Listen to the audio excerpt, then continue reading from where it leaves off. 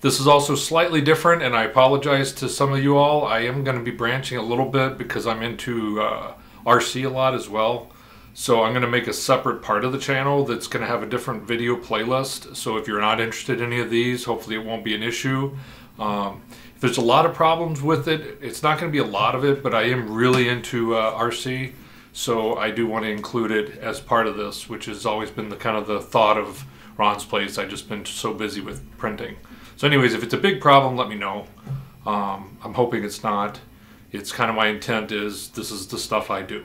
So anyways, really excited about some of this. Stick around. I'll tell you about it, and we'll see if we can get it unboxed and have some fun. Thank you much. I'm Ron, and this is my place.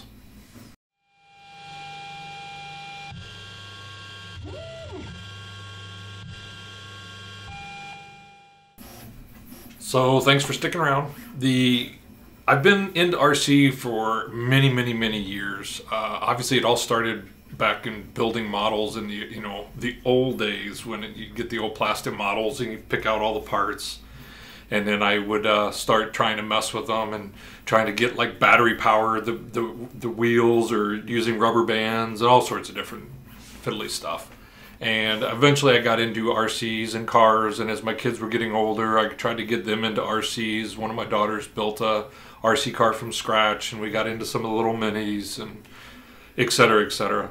So I've also been into flying a lot as well, both as a pilot. When I was going for my private pilot license, and also getting into RC, and I built my own RC plane. And it's always about space, so then of course the world of quads came about, and I really started getting into them. So I've got about 6 different quads, but I never really got into FPV. I really wanted to get into it, so I finally decided, what the heck, and I was gonna dive in. So I didn't get a cheap set, I'm not gonna lie. This is definitely more than I probably should have spent, but I'm hoping I love it as much as I think I will. So anywho, what I've got here is the from Horizon Hobby. It's the Focal DVR.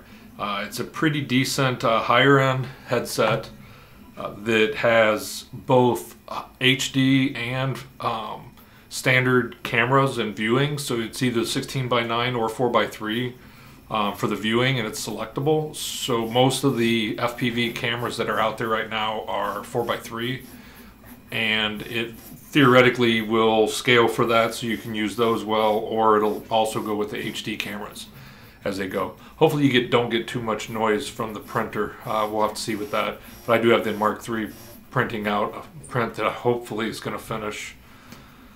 We'll get in that in another video. Hopefully it finishes this print this time. It's looking good, knock on wood. So anyway, so that's the Focal DVR. It's kind of a nice setup. It's obviously a DVR, so you can put a SD card into it. It's got 1640 by 480 optics, 5.8 gig for the video, selectable 16:9 or 4.3 viewer ratio. It's got it's got an HDMI input, which is really kind of cool. You can't really use it for recording or anything, but if you like hooked it into a TV or anything here, one of the things I was thinking about this is I have simulators, both Phoenix and Real Flight, and they have first-person view. So then I'm mentally thinking, well, can I use first-person view, use an HDMI adapter, put it into the headset, and be able to practice maneuvers? We'll see. Just kind of one of the things I was thinking. It's also got wireless head tracking if you're set up with Spektrum. So like this actually has a camera view that's wider than what it sends out. So then you're using this head tracking, and you'll be able to actually look around a little bit within the field of view of the camera. So we'll see how that works out, how seasick I get. Auto channel selection, the PID or the IPD spacing, so the space between your eyeballs, you can adjust that so you don't have that weird kind of off feeling. And it's got a cooling fan. And that's pretty much it. Let's open this bad boy and see what some of this stuff looks like. So let's see what's in here. I'm going to set this off to the side for the moment. And what we have, well, that's another thing I wanted to bring out about this, is one of the things that I've really been into is the bind and fly. Because I've got a decent Spektrum DX6i radio, and all the stuff, I try and basically buy bind and fly planes, helicopters, and quads, because then I can use one controller and fly all of them. And I just change it in here, and I can fly the next one. It's kind of cool. It does limit you a little bit, but so far it hasn't been a problem. This is bind and fly as well. We'll see. So we got the nice Fat Shark case. It's got either a spare or an extra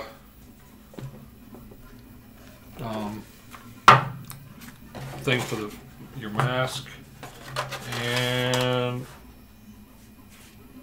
stickers. And we contact the retailer if there's any issues. So let's put those away, and we'll keep the book out. And let's put those away. So let's open up this bad boy. And let's give it a little switch of a... Actually, let's go this route. So this is, again, Fat Shark. And right up top you have, of course, oh, and interesting, this is like the Velcro piece, I'm assuming, that goes inside for the seal, which is this. So that'll have to all be installed, I'm sure. For the cost of this, I'm really kind of surprised it didn't come with it. But, and this is priced in the vicinity of, unfortunately, it's priced in the vicinity of the higher end Fat Sharks. So it's not cheap, but I did not want to buy something that I was going to immediately feel like I had to go rebuy. That would have annoyed me. So it's kind of a beefy battery. Definitely a specialty type battery. So we'll see how this all works out. But this whole thing kind of got good reviews. So it's got kind of a beefy battery. It's got some LEDs on the side. You can see it's at 3 bars. This plugs in. This, I don't know, maybe I think this must be for the charge port, and it gets to plug, and it just tucks away into there. And this must be for plugging it in. So yeah, specialty, obviously. It says Fat Shark. So there's that. Another one of these foam pieces, and it feels different than this one. I don't know. They feel, yeah, different thicknesses, so I'm not really sure on that. Again, this is my first headset. So then, of course, a dipole antenna. Not everybody's a fan of them. I will obviously very likely get it replaced, but for now, I'm sure it'll be fine. So there you go. This is the headset. This is where the channel gets changed. The antenna will go here, of course. You got your controls on the top that I'm going to have to play with to learn, but you got your display control, and then these are analog sticks that look like they're clicky. Channel button, volume button, HT.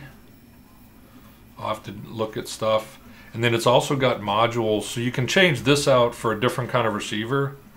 It plugs in here, and there's fancier ones you can get that get like multiple antennas can hang off of them, and for longer range, etc., things like that. For now, I'm sure this is going to be just fine for me till I get better. And then this is for like motion tracking.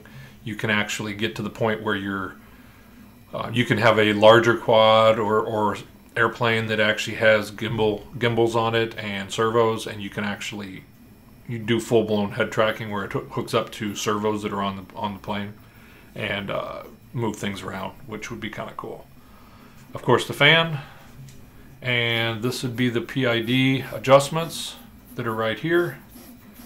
And you can see on the bottom you have a number of connectors. I'm not 100% sure what all these are. I'm going to have to figure it all out.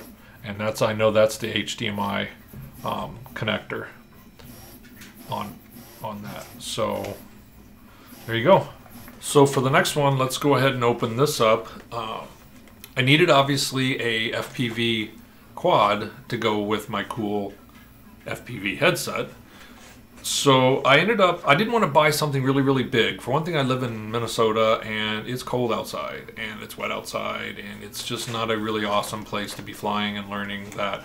I can fly line of sight pretty well. I'm not a pro by any means. So this actually had really good reviews. It's called it's from Horizon.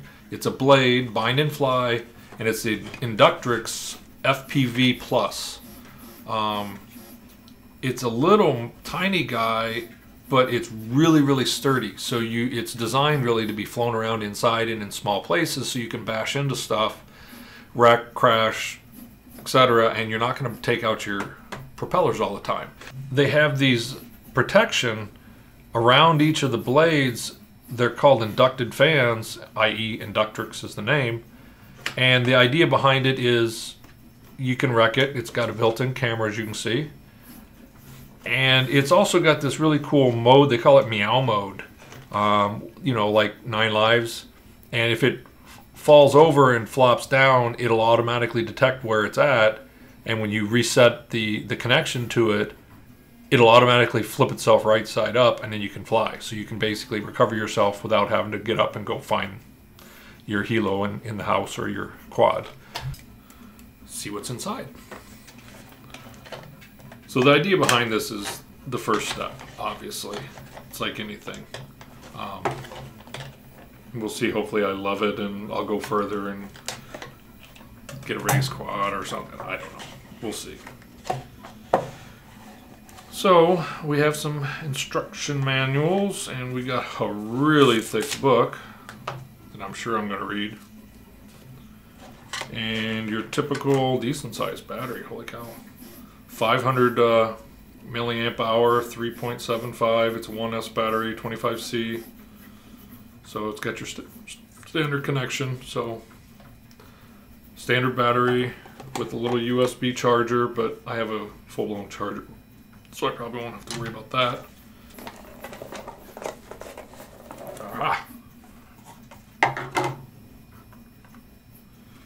This cute little guy.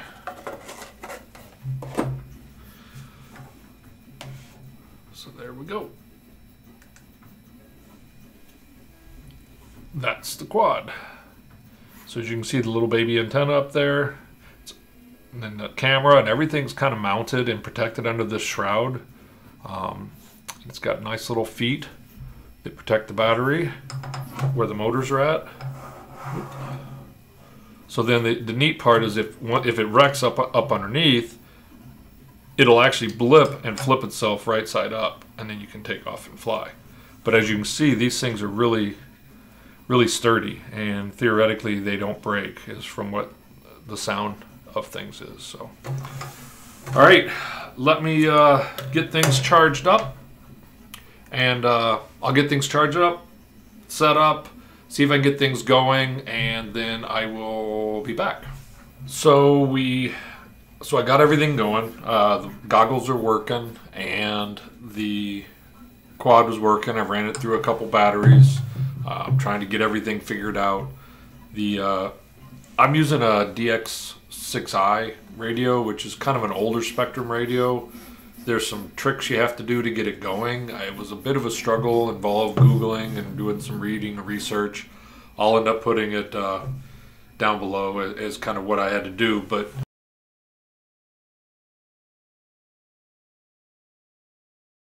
in a quick story, when you set up a new model, you're basically going to use airplane mode, and then you're going to have to use a little section of where I I'm going to link it to you, but you basically need to set one of these switches as a 3-position, but unfortunately we don't have 3-position switches on the DX6i, so we have to kind of make it, they use a toggle concept to work instead. So that allows it to kind of mimic a 3-position switch. So let's see what we can do to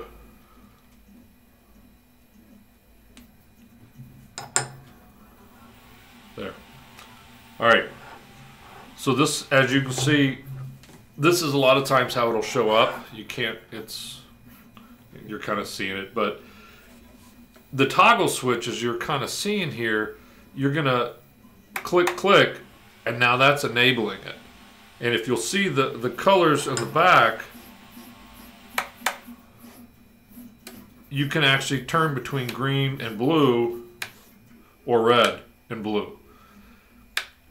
Green is just plain bizarre because it's like the easiest mode, but the altitude hold on this one is just plain weird.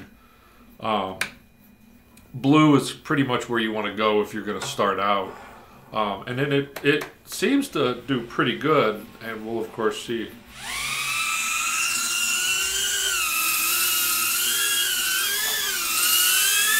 It's relatively stable.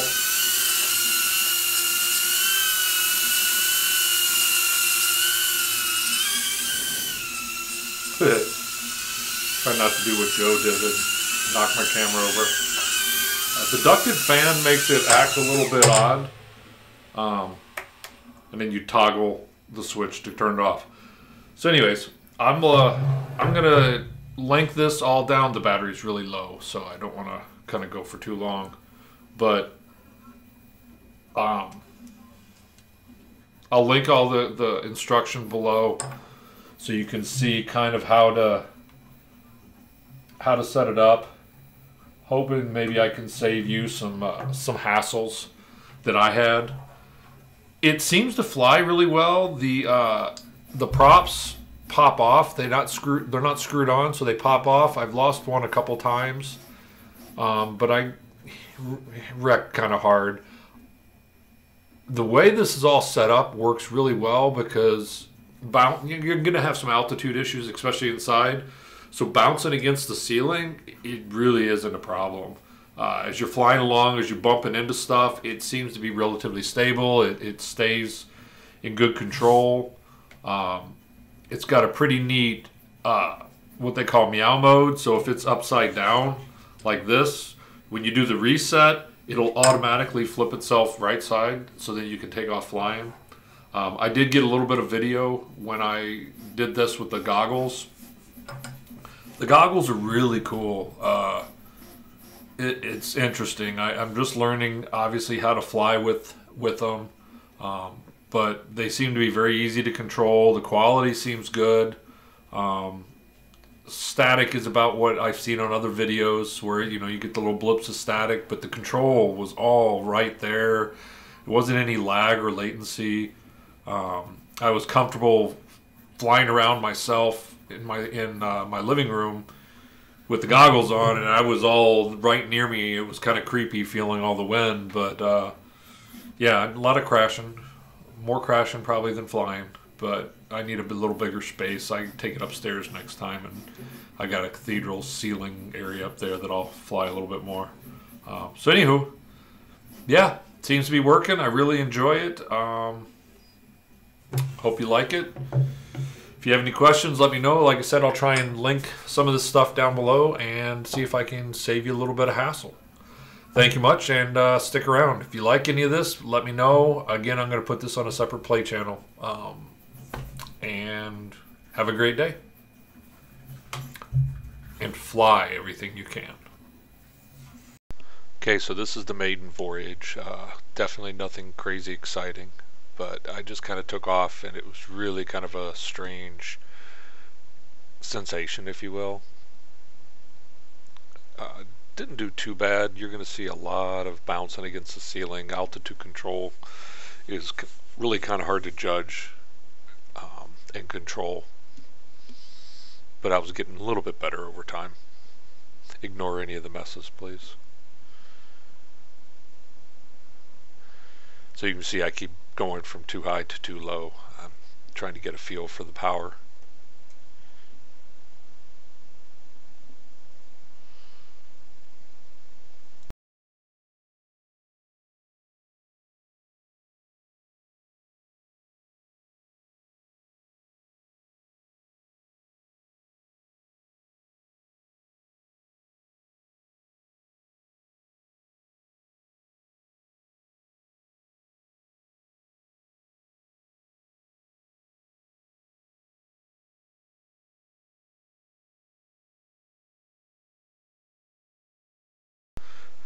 So after a handful of crashes down below and some video that I didn't bother showing, I decided to go upstairs, and this is another day, and get a little bit better video and a little bit more room up here. So I was bouncing against the ceiling, but I still managed to find the ceiling quite a bit.